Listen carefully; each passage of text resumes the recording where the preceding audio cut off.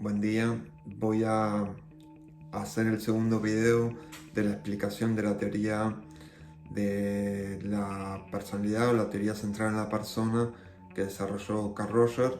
Voy a hacer los próximos 10 definiciones que él maneja en la teoría central en la persona y en la teoría de la personalidad, que fue en el librito que mostré los otros días, que es la continuación de una idea, y lo que me gustaría quizás después ir haciendo es cómo vamos a aplicar en la persona misma, o sea, cómo lo podemos aplicar nosotros mismos en nosotros mismos como para entendernos, y cómo podemos aplicarlo en poder entender al otro, ¿sí?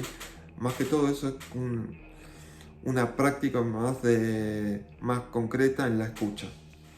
Bueno, punto 11. Experiencia del yo.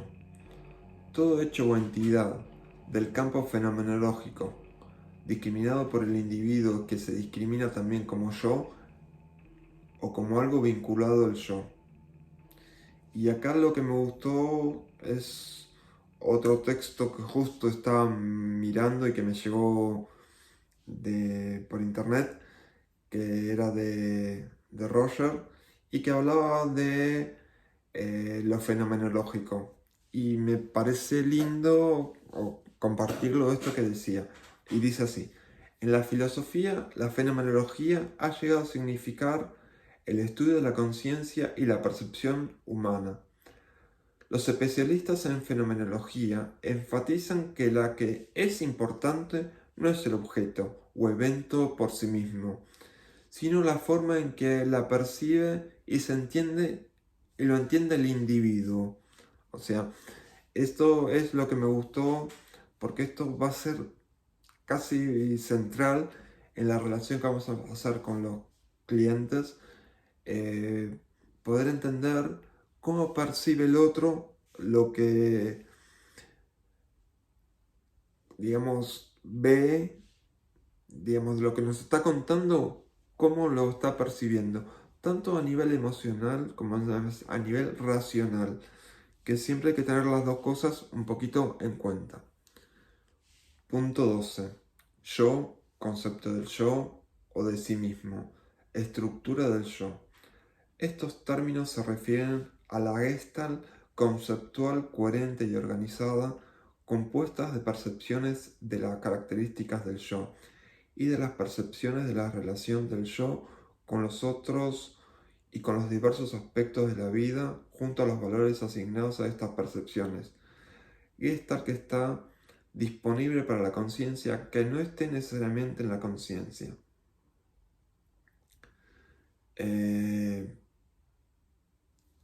Bueno, no es mucho más que lo que está diciendo. Quizás confunda un poco con el término de Gestalt, porque él, cuando habla quizás de Gestalt, toma como un, una- un campo, digamos, muy amplio de esa experiencia que está teniendo la persona.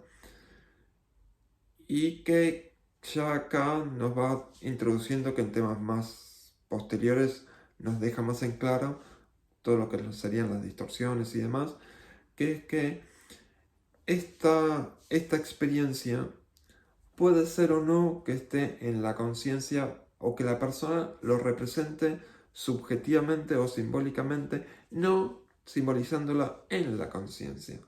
Y esto es un poco lo que nos está como introduciendo a ese tema. 13. El yo ideal o el ideal del yo. Término que es usado para definir conceptos del yo que el individuo desearía poseer y al cual asigna un valor de mayor importancia. Eh, Esto es lo que ya he dicho varias veces, es lo que él pone como muy crucial en la percepción que tiene la persona que atendemos como cliente. Es qué asignación le da a la valoración del yo real con su yo ideal.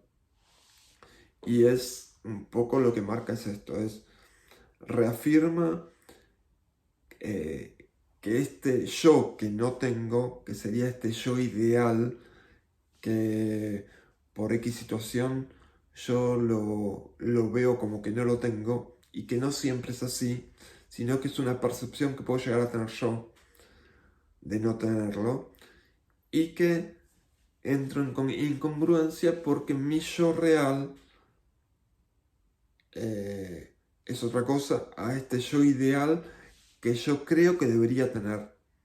Y es acá también lo que hay que trabajar mucho con la persona. Esta percepción del yo y esta aceptación de este yo que no tengo, pero ver qué cosas sí yo tengo, como para mostrarle a la gente que todos tenemos deficiencias en nuestro yo. No somos yo perfectos de punto 1 a punto 100. Somos posibilidades de capacidades y como tales hay algún momento que nos tenemos que empezar a dar cuenta y eso es el hacerse responsable de que uno no tiene tal cualidad y no mentirse y no engañarse, sí trabajar por lograr tener algo mejor. Punto 14. Incongruencia entre el yo y la experiencia. Cuando el individuo se encuentra en estado de incongruencia, está expuesto a tensión y confusión interior, ya que algunas veces el individuo se rige en su conducta bajo la acción y la tendencia actualizante y otras bajo la tendencia de la actualización del yo o yo ideal. La conducta neurótica es el resultado de la tendencia actualizante en contraposición a la conducta por la cual el individuo intenta actualizar su yo o yo ideal. 15. Vulnerabilidad. Este término designa el estado de incongruencia que puede existir entre el yo y la experiencia. Se emplea cuando desea destacar el peligro de desorganización psíquica al que puede llevar tal estado. Cuando el cliente está en este estado, se encuentra potencialmente vulnerable a la angustia, la amenaza y la desorganización. Se sentirá amenazado y su concepto del yo quedará desorganizado por esa experiencia contradictoria e inasimilable. Es decir, cuando la experiencia se me transforma por incapacidad de no poder gestionarla en no asimilable y no poder pasarla a nivel consciente o disponible a la conciencia, entra en comportamiento neurótico. Es decir, acá asocia mucho el concepto de vulnerabilidad con el que se encuentra el cliente y lo define como si fuera un estado neurótico. El estado neurótico sería entonces esa incapacidad de poder llevar que la experiencia y mi yo están discongruentes, por decirlo de alguna forma. Chocan y ese choque genera a la persona una desorganización de su yo y esa desorganización es lo que lleva al neurótico. Por decirlo, es el pensamiento, ¿lo hago o no lo hago? Interno que a veces uno tiene cuando tiene que tomar alguna decisión, que no es que lo expresa, pero ese pensamiento que lo tiene uno, que no lo expresa, es cuando, y no lo puede gestionar, por eso hablo de gestionar un poco las cosas, es cuando no podemos gestionar esa incongruencia entre lo que mi yo real y mi yo ideal, o mi experiencia con mi yo ideal, están en juego, es cuando me genera una posición neurótica. 16. Angustia. Fenológicamente. La angustia es un estado de incomodidad o tensión cuya causa es ignorada por el individuo que lo experimenta. Es la reacción del organismo a la subcepción de este estado de incongruencia y el peligro de la toma de conciencia, implicando una modificación del concepto del yo.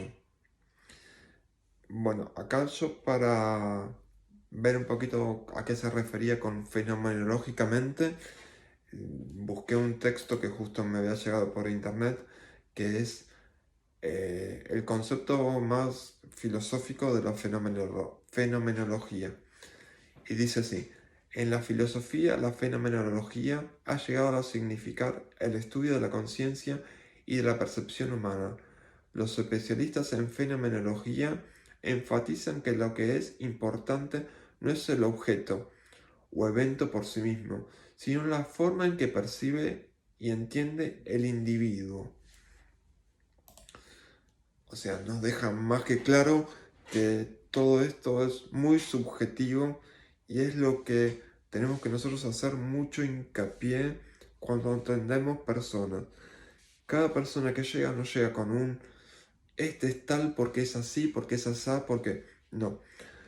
Tenemos que darnos cuenta que esa persona puede llegar con una experiencia semejante a otra, pero es distinta. Entonces, la fenomenología lo que dice es que lo que va a percibir la persona propiamente desde sí misma como experiencia es única y es lo que tenemos que entenderlo. Él lo tiene que expresar desde lo racional y lo emocional. Son las dos cosas que tenemos que prestar mucha atención para poder darnos cuenta de la emoción con la que llega esta persona y desde ahí vincularlo o vincularnos mejor en esta relación. 17. Amenaza.